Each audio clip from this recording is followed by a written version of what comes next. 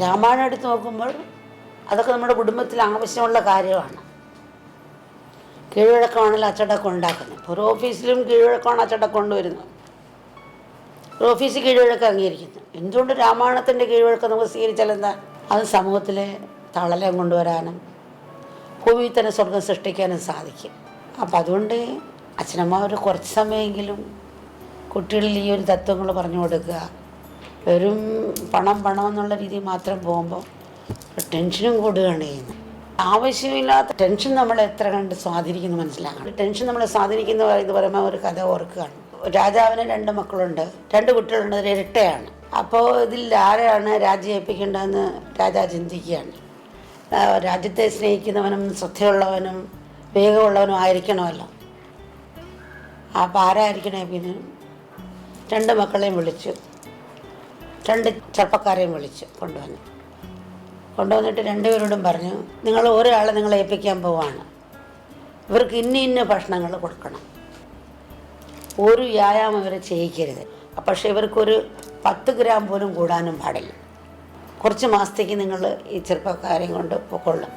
മൂത്തവൻ പറഞ്ഞ്, ഇത് നടക്കുന്ന കാര്യമല്ല, ഇത്ര ഭക്ഷണം കൊടുത്ത് ആരാ വണ്ണം കൂടാതിരിക്കുന്നത്? ഇത്ര മാസമാകുമ്പോഴത്തേക്ക് ഇവർ ഭയങ്കര ഇരട്ടി വണ്ണമാകും. അത് നടക്കുന്ന കാര്യമല്ല, കൊണ്ട് എന്നെക്കൊണ്ട് പറ്റത്തില്ല എന്ന് വേണ്ട. അല്ല, ഇരട്ടയിൽ മൂത്ത പയ്യൻ 5 മിനിറ്റ് മുമ്പുള്ള ആൾ മാറി. ആ 5 മിനിറ്റ് കഴിഞ്ഞ് എനിച്ച് ആൾക്കാരനെയും കൊണ്ടുപോയിട്ട് ഇദ്ദേഹം ഒരു മുറിയിൽ കയറ്റി ഭക്ഷണം കൊണ്ട് കൊടുത്തുകൊണ്ടേയിരുന്നു. അപ്പോൾ രാജാവ് പറഞ്ഞ മാസങ്ങൾ കഴിഞ്ഞ് ആളെ ഇറങ്ങിക്കൊണ്ട് വന്നപ്പോൾ 1 ഗ്രാം പോലും ആളിന് കൂടിയിട്ടില്ല. എന്താ ഇതിൻ്റെ രഹസ്യം?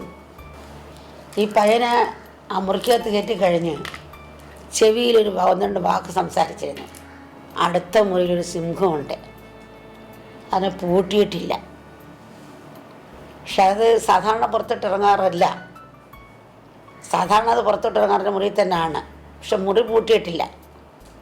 എന്നാൽ നീ ശ്രദ്ധ നിനക്കുണ്ടാകണം എന്ന രീതി ചെവി പറഞ്ഞു. രാജപുത്രൻ്റെ ആജ്ഞയല്ലേ, അപ്പോൾ അവിടെ താമസിച്ചേ പറ്റുള്ളൂ.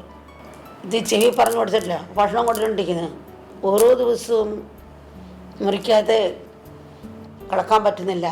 കിടക്കുമ്പോൾ ഈ സിംഹം ചാടി വരുമോ? ആ മുറി പൂട്ടിയില്ലെന്നല്ലേ പറഞ്ഞത്? സിംഹം വരുമോ? എന്നെ പിടിക്കുമോ? ടെൻഷൻ കൂടി അങ്ങനെ അസിഡിറ്റി അങ്ങനെയുള്ള അസുഖങ്ങൾ പലതും കൂടി കഴിക്കുന്ന അതുപോലെ തന്നെ അങ്ങ് വയറ്റിന്ന് പുറത്തോട്ട് പോകും. ഇറങ്ങി വന്നപ്പോൾ കിട്ടിയതിനേക്കാളും വണ്ണം കുറഞ്ഞിരുന്നല്ലാതെ 1 ഗ്രാം പോലും കൂടിയില്ല. എന്തുകൊണ്ട് കൂടിയില്ല എന്ന് സദസ്യർ വിളിച്ച് ചോദിച്ചപ്പോൾ ഇതാണ് സംഭവം എന്ന് പറഞ്ഞു. അവനെ രാജാവാക്കി. എന്ന് വെച്ചാൽ ഏതൊരു കർമ്മത്തിലും വിവേകം വേണമെന്നാണ്. വിവേകമുള്ളവനെ ശരിക്കും പ്രജകൾക്ക് ഉപകാരപ്രദമാകത്തുള്ളൂ, കൂർമ്മബുദ്ധിയുള്ളവനായിരിക്കണം എന്നുള്ള തത്വം വെച്ചിട്ടാണ്. അപ്പോൾ എന്തെന്ന് ഇതിനകത്ത് മനസ്സിലാക്കേണ്ടത്, നമുക്ക് ടെൻഷൻ വന്നാൽ എത്രമാത്രം നമ്മളെ സ്വാധീനിക്കുന്നു മനസ്സിലാക്കണം. മുത്തശ്ശികൾ പറയുന്നൊരു കഥയുണ്ട്. ആലമ്പഴം പഴുക്കട്ടെ എന്നുകൊണ്ട് കാക്ക പ്രാർത്ഥിക്കുകയാണ്. ആലമ്പഴം പഴുത്ത് കഴിഞ്ഞപ്പോൾ കാക്കയും കഴിക്കാൻ കാക്കയുടെ വായി പുണ്ണുള്ളതുകൊണ്ട് പഴം കഴിക്കാൻ വയ്യ.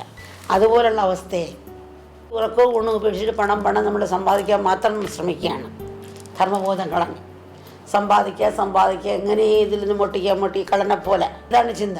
ഇത് കാരണം മക്കൾ അച്ഛനെ കൊല്ലുന്നുണ്ട് സ്വത്ത് പിടിച്ചെടുക്കാൻ വേണ്ടി. പക്ഷേ ഇത് വല്ല ഉപയോഗിക്കാൻ പറ്റിയോ? ഉപയോഗിക്കാനും പറ്റിയില്ല. അതൊക്കെ ധാർമ്മിക കാര്യങ്ങളോട് ചെയ്താൽ ആ മക്കൾക്കും അതെത്തിച്ചേരും, നമുക്കും ശാന്തി ഉണ്ടാവും, അന്ന തലമുറകൾക്കും ലോകത്തിനും അവർക്കും പരോപകാരത്തിലേക്ക് വരും. 1000 വർഷങ്ങൾക്ക് മുമ്പേ ഉള്ളതാണ് രാമായണം. അപ്പം അതുപോലെ നമുക്കിപ്പം ഇന്നത്തെ കാലത്ത് നടക്കണമെന്നില്ല. എന്നാലും അല്ല, നല്ല കാര്യങ്ങൾ നമുക്ക് എടുക്കാമല്ലോ. ഈ ഉദാഹരണത്തിന് അച്ഛൻ കുറച്ച് പണം കടം മേടിച്ചു, തിരിച്ചു തരാമെന്നും പറഞ്ഞിട്ട് കുറച്ച് കഴിഞ്ഞപ്പോൾ അച്ഛനത് കൊടുക്കില്ല എന്ന് പറഞ്ഞാൽ മോൻ സത്യനിഷ്ഠയുള്ള മോനാണ്. മോൻ പറയാണ് ഞാൻ കൊടുക്കാം. മോൻ കൊടുക്കാമെന്ന് പറഞ്ഞിട്ട് തിരിച്ചു കൊടുക്കുക. അച്ഛൻ്റെ സത്യം അച്ഛന് പാലിക്കാൻ പറ്റിയില്ലേ, മോൻ ധർമ്മനിഷ്ഠമുള്ള മോനായതുകൊണ്ട് മോൻ തിരിച്ചു കൊടുക്കുന്നു. അതുപോലെയാണ് ശ്രീരാമൻ ചെയ്തത്. അച്ഛൻ പറഞ്ഞില്ല, അല്ല അമ്മ പറഞ്ഞില്ല, എന്നിട്ടും മോൻ പോയി എന്തുകൊണ്ട് പോയി, ഇതിങ്ങനെയും ചിന്തിക്കാം. അപ്പോൾ അതിൽ നിന്ന് ഒരു മധുരം എടുക്കേണ്ട ആ ഒരു കാര്യത്തിലാണ്.